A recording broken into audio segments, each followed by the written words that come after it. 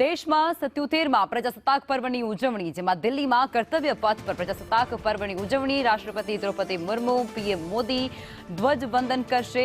European યુનિયનના 2 ટોચના નેતાઓ જેઓ મુખ્ય મહેમાન બન્યા છે. એન્ટોનિયો લુઇસ અને ઉર્સુલા વોન ડેર લેયન એ મુખ્ય મહેમાન છે. પ્રજાસત્તાક પર્વની ઉજવણીમાં 30 ઝાંખીનો સમાવેશ કરવામાં આવ્યો છે. પ્રજાસત્તાક દિવસના રોજ ગુજરાત પણ પોતાનું આકર્ષક ઝાંખી જે કર્તવ્ય પથ પર રજૂ કરવાનો છે. ગુજરાતના ટેબ્લોનું મુખ્ય આકર્ષણ પણ બની રહે છે. ત્યારે ગુજરાતની ઝાંખીની થીમ આ વખતે વંદે માતરમની છે. 17 રાજ્યો અને 13 મંત્રાલયોનું પ્રદર્શન કરી રહ્યું છે. આ સાથે જ ઝાંખીઓમાં દેશભક્તિનો અનોખો રંગ પણ દેખાશે. ગણતંત્ર દિવસની પરેડમાં ગુજરાતની પણ વિશેષ જે ઝાંખી છે તે આકર્ષણનું કેન્દ્ર જમાવતી હોય છે.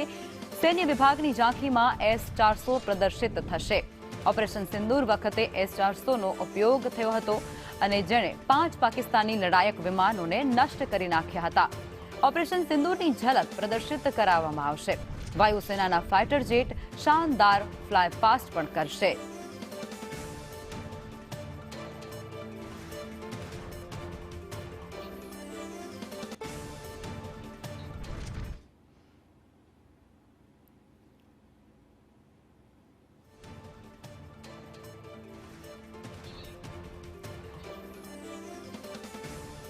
તો આજે 77માં પ્રજાસત્તાક દિવસની ઉજવણી કરવામાં આવશે અને તે અંતર્ગત દિલ્હી ખાતે ઉજવણીની અંદર વિશેષ મહેમાનો પણ હાજર રહેવાના છે.